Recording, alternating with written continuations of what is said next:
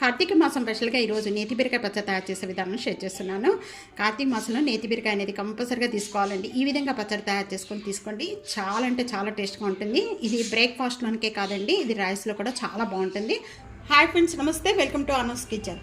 నేతి బీరకాయ పచ్చడి తయారు చేసుకోవడానికి ముందుగా ఇక్కడ నేను 2 నేతి బీరకాయలు తీసుకున్నానండి.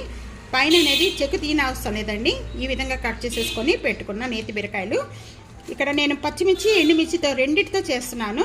మీకు కావాలి అనుకుంటే ఒకదాంతో కూడా చేసుకోవచ్చండి. పక్క టమాటా, కొద్దిగా కొత్తిమీర, ఇక్కడ చిన్న ఉసిరికాయ అంతా చింతపండు. నేతి బీరకాయ పచ్చడి తయారు చేసుకోవడానికి 3 టేబుల్ స్పూన్ ఆయిల్ యాడ్ చేస్తున్నానండి. ఆయిల్ బాగా కాగిన వెంటనే 1/2 టేబుల్ స్పూన్ ధనియాలు, 1 టేబుల్ స్పూన్ వైట్ నువ్వులు, ఇవన్నీ వేసిన వెంటనే కూడా బాగా వేయించుకోవాలి. ఇవి మంచి కలర్ వచ్చే వరకు కూడా వేయించుకోవాలండి. ఈ పప్పు ఈ విధంగా కలర్ వచ్చే వరకు కూడా వేయించుకుంటే చాలు. ఇవన్నీ ఒక బౌల్లో వేసేసుకుంటాము. ముందుగా ఇవన్నీ కూడా బాగా మెత్తగా చేసుకున్న తర్వాత నేతి బీరకాయ వేసుకోవాలండి. సేమ్ ప్యాన్లోనే ఇక్కడ పచ్చిమిర్చి ఎండుమిర్చి 2 యాడ్ చేస్తున్నాను. టమాటా, కరివేపాకు, కట్ చేసుకున్న నేతి బీరకాయ ముక్కలు, కొద్దిగా చింతపండు, వీటితో పాటు ఒక 4 లేక 5 వెల్లుల్లిపాయ రెబ్బలు, కి సరిపడా సాల్ట్ యాడ్ చేస్తున్నాను. 1 టేబుల్ స్పూను.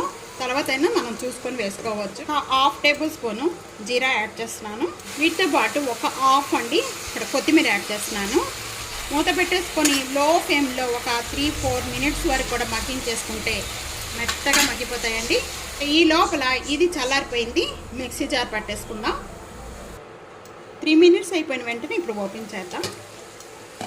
ఈ విధంగా మగ్గేంత వరకు కూడా బాగా మగ్గించేసుకోవాలి. ఈ విధంగా కచ్చిపిచ్చిగా నురుకోవాలి. ఈ విధంగా చేసుకుంటే పచ్చడి చాలా టేస్ట్ ఉంటుంది. ఇది బాగా చల్లనిన తర్వాత యాడ్ చేసుకోండి ఈ పప్పులతో పాటు. ఇది కూడా బాగా మెత్తగా చేసేసుకోవాలి. ఈ విధంగా పచ్చడంతా కూడా ఈ విధంగా చేసుకుందంతా కూడా ఒక బౌల్లో తీసేసుకుందాము. ఈ విధంగా తప్పకుండా ట్రై చేయండి, చాలా టేస్ట్గా ఉంటుంది. నేతి బీరకాయ పచ్చడి తాలింపు పెట్టుకోవడానికి నేను ఇక్కడ 2 టేబుల్ స్పూన్ ఆయిల్ యాడ్ చేస్తున్నానండి.